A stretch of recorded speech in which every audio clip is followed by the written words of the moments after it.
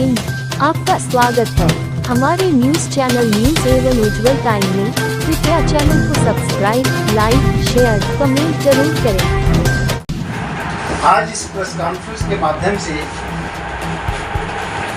हम ये बताना चाहते हैं कि जिस तरीके से पूरे देश के साथ साथ उत्तर प्रदेश के अंदर हम पसमानदा मुसलमानों के साथ में सरकार निरंतर अन्याय करती जा रही है।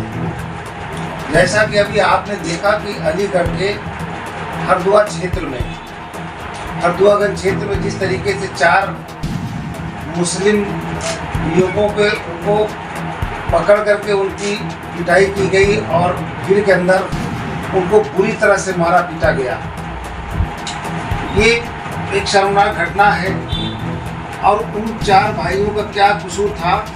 वो 4 भाई सरकारी स्लॉटर हाउस से मीट ले जा करके व्यापार करते अपने दुकानों पे बेचते हैं और उनके पास जो मीट उनकी गाड़ी में था उस मीट के सारे कागजात उनके पास मौजूद थे।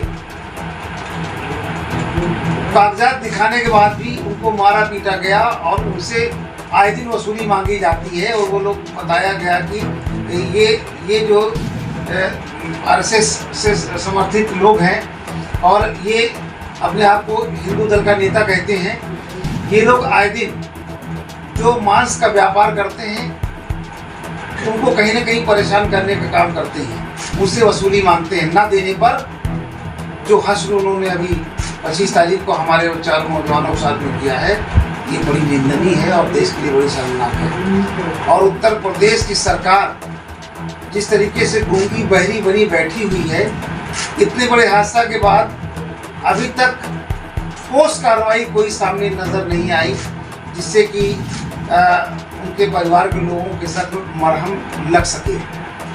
अफसोस की बात यह है कि एक तरफ इसे मामूली चीज नहीं कहा जाए, ये एक तरह से भारतीय जनता पार्टी का सुनियोजित तरीके से लोगों को तंग करना, मारना पीटना एक उनका अपना तरीका हथकंडा है, ये इन्होंने अपनाया है और ये देश के लिए बहुत ही शर्मनाक घटना है। आप कौन होते हैं? आप पुलिस हो गए, आप जज हो गए, आप मुंसिफ हो गए, आप सब कुछ हो गए, आप ही फैसला करोगे। आप होते कौन है कि कोई आदमी अपना व्यापार कर रहा है और लेकिन उसके पुलिस है, कानून है, सब उसका सहारा लीजिए। अगर आपको लगा कि ये गोमांस है तो आपको पुलिस को सूचना देनी चाहिए थी। पुलिस आती वहाँ पर, वो चेक करती, उनको गिरफ्तार करती, जैसा भी होता कागजात उनकी चेक करती। वो पुलिस कार्रवाई का हिस्सा था, लेकिन आपने पुलिस की कार्रवाई को अपने हिस्से में रखा और उनको भीड़ इकट्ठा करके एक मॉब बना करके और गोमांस का एक झूठा आरोप लगा करके और उनको पूरी तरह से मारा पीटा। तमाम सोशल मीडिया पर वायरल वीडियो है और सारी दुनिया देख रही इस बात को देख करके। अब क्या कसूर था उन बच्चों का?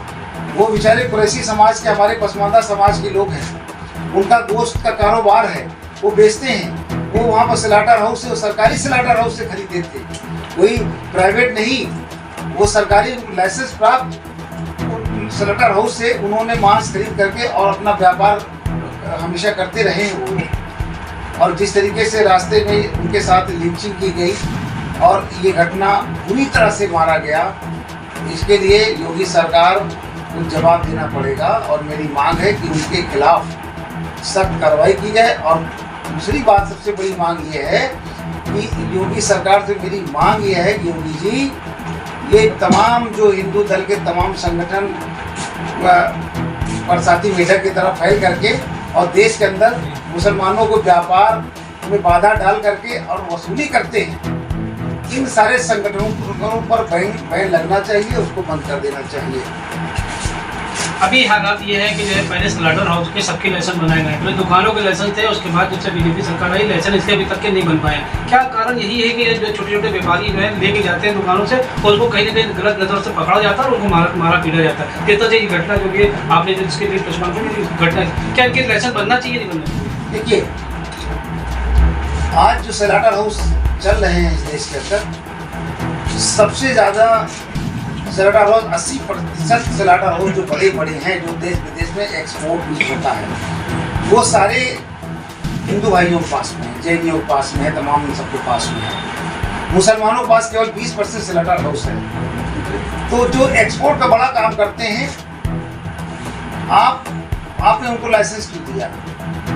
और लाइसेंस दिया है तो अगर उनसे दूसरे लोग खरीदे मीट ले, जैसा एक्सपोर्ट करते हैं यहाँ, तो छोटे दुकानदार जो छोटे बेचारे स्लाटर हाउस नहीं लगा सकते, उनको लाइसेंस नहीं प्राप्त हो पाया, और वो अपने बच्चों को पालन पोषण करना चाहते हैं, तो उनके स्लाटर हाउस से मीट खरीद करके और अपने छोटी छोटी दुकानों पे बेचते हैं। चारों भाई बेचारे इस कारोबार में लगे थे। तो सवाल, जो आपका सवाल था कि सरकार ने स्लाटर हाउस के लाइसेंस बंद कर दिए हैं। उन्होंने कुछ पूंजीपतियों को जो लाइसेंस दे रखा है उनको ही वहीं तक महदूद रखा है, और जो मुसलमान हमारे कुरैशी बिरादरी के लोग हैं, जब ये लाइसेंस अप्लाई करते हैं तो इनको लाइसेंस नहीं मिलता। सरकार को चाहिए था कि प्रदेश के अंदर तमाम बड़े बड़े कस्बे हैं, वहाँ पर जो लोग लाइसेंस चाहते हैं, वहाँ पर लाइसेंस अगर दे दिया जाए तो वहाँ के लोग, वहीं स्थानीय लोग वहीं पर स्लाटर हाउस बना करके और जानवरों का गोश्त का कारोबार करेंगे, तो जो रास्ते में ले जाने की समस्या खत्म हो जाएगी। लेकिन सरकार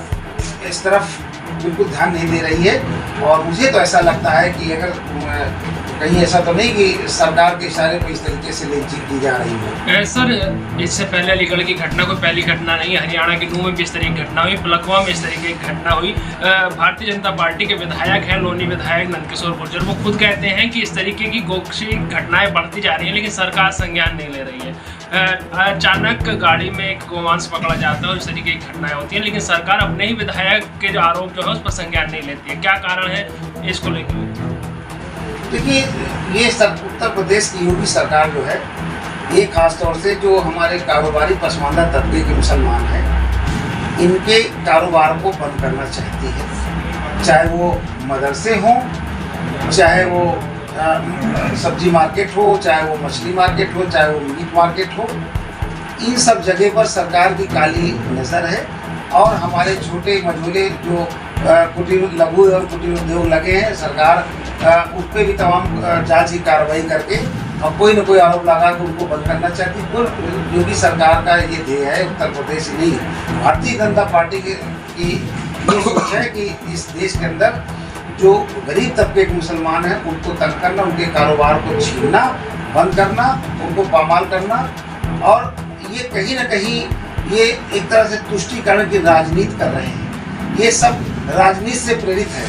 इनको पसमानदा वोट तो चाहिए, और जब बात चुनाव आता है तो उनके घर के सामने झाड़ू भी लगाते हैं, लेकिन जब चुनाव निकल जाता है तो ये सुनते नहीं हैं। और आदरणीय नरेंद्र मोदी जी ने जो घड़ियाली आंसू बहाए हैं पसमानदा के लिए, पूरे देश ने देखा। आज सबसे ज़्यादा अत्याचार अगर हो रहा है, सबके कारोबार पर अटैक कर रही भारतीय जनता पार्टी, तो पसमानदा लोगों के कारोबार पे कर रही है। तो ऐसे में मेरी सरकार से मांग है कि सरकार इस मुद्दे पर ही नहीं, जो पिछले तमाम घटनाएं हुई उनसे सबक सीखते हुए फर्दर आगे कोई भविष्य में घटना ना हो। सरकार के ये जो गुंडे हैं, जो विश्व हिंदू परिषद वाले हैं, RSS वाले, इन सब का बना जूझ है। इनकी जो बरसाती मेढक की तरह छोटे छोटे हिंदू संगठन निकले हैं, उनके पास सरकार उनको रोजगार नहीं दे पाई है, उनके लिए कोई व्यवस्था नहीं कर पाई है। सरकार इस देश के अंदर फैक्ट्री लगाने में और रोजगार के तमाम संसाधन मुहैया कराने में विफल रही है।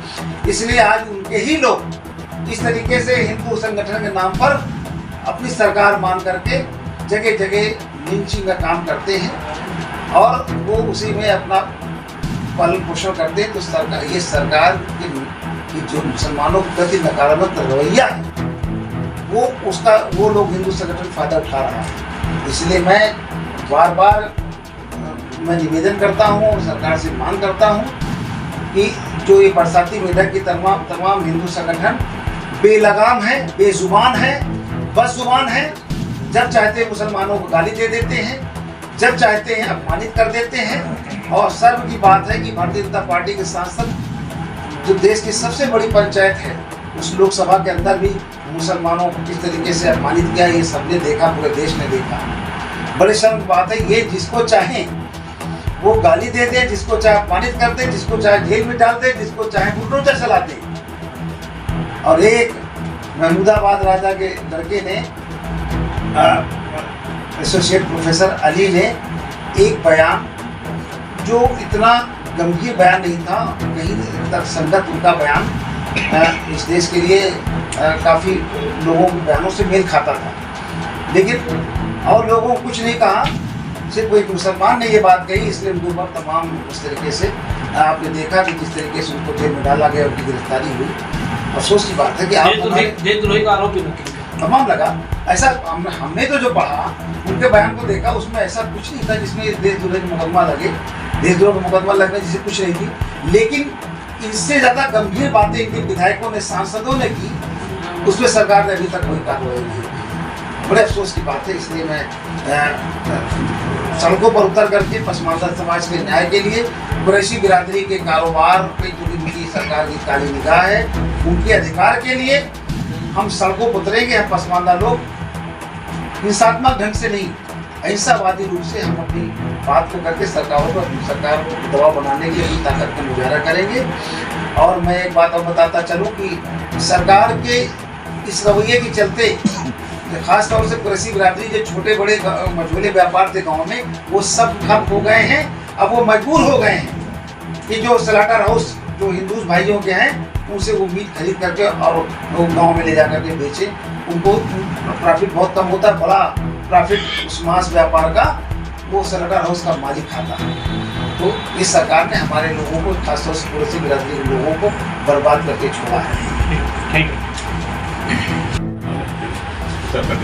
एक तो सबसे बड़ा सवाल मैं बीजेपी सरकार से पूछना चाहता हूँ कि जब उन्होंने बताया कि यहाँ पर अवैध स्लॉटर हाउस है, वो भी सब सरकार के हुआ करते थे, कोई हमारे पर्सनल नहीं थे, उन्होंने उसको अवैध बना करके बंद कर दिया। उसके बाद इतने कम से कम आपने 2 करोड़ लोगों को यूपी के अंदर जो कुरैश समाज के उससे अपने कारोबार जुड़े थे, आपने उनको बेरोजगार कर दिया। उसके बाद फिर जब वो किसी का अपना, आपने कहा कि आप फैक्ट्री से मीट ला करके आप यहाँ पे सप्लाई कर सकते हैं। अब हम जब उसको फैक्ट्री से ला करके बेचते हैं तो हम आप पर ये आरोप लगाया जाता है कि ये गौमांस है, उसके बाद उनको मरा जाता है। आप ये बताइए कुरैशी समाज कहाँ जाए? 2 करोड़ लोग बेचारे कहाँ से अपने बच्चों का भरण पोषण करेंगे?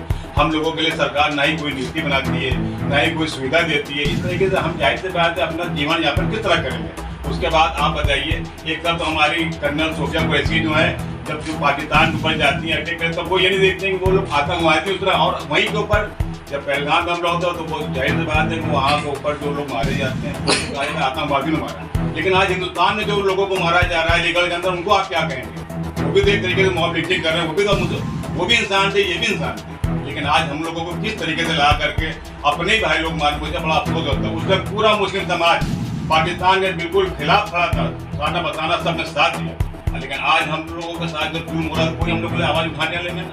हम लोग अपने आप को ठगा महसूस कर रहे हैं। मैं आज यहाँ पर मंत्री जी को, इस चीज़ को हमें पूर्व मंत्री अनिल मसूद साहब को बताया देता हूँ, उन्होंने कम से कम आज पहले आवाज़ उठाई हम लोगों के लिए। आज कुरैशी समाज इतना बड़ा समाज, लेकिन आज वो बेचारे भूखमरी का घाट पर। कुरैशी समाज का मेन मसला यही है कि लेसन ना होने की वजह से बड़ी चीज़ों का लेसन है, छोटी चीज़ों का लेसन नहीं है। क्या इसके लिए आप आवाज़ उठाएंगे? बिल्कुल हम लोग ने आवाज़ उठाई। हम लोग ने इनसे योगी जी से भेंट भी करी, उन्होंने बोला कि ठीक है हम आपका काम यहाँ तो करते हो। भाई ये तो ये बोलते हैं कि एसपी सरकार ने इसको बंद कर दिया था, लेकिन नहीं, उन्होंने भाई उनके टाइम तक तो हमारा काम चलता रहा। जब से आप आए तब से काम बंद हुआ। अगर वो लाइसेंस रिन्यूअल लेते तो आप रिन्यूअल कर सकते हैं। आप जाहिर सी बात है फैक्ट्री को लाइसेंस देते हैं, उनकी एनओसी देते हैं, उन लोगों के तो आपको पैसा आता है। आज सबसे ज्यादा फॉरेन एक्सचेंज अगर इंडिया के अंदर आता है तो कुरैशी समाज के उससे आता है। लेकिन आप छोटे जो रोजगार के लोग काम करने वाले, उनके लिए आप कोई नीति नहीं ना। आज आपका आखिर ये कि वो किसके पास जाए? अगर सरकार से नहीं गए तो किससे गए? आज हम लोग किस कगार पर पहुंच गए? हमारे बच्चे भूखों मरने के कगार पे, लेकिन कोई संज्ञान। आज 8 साल होने को वाले हैं, आज भी कोई बीजेपी गवर्नमेंट ने हम लोगों के लिए कोई स्कीम नहीं बनाई है। आखिर हम लोग क्या करें इसके लिए? Thank you.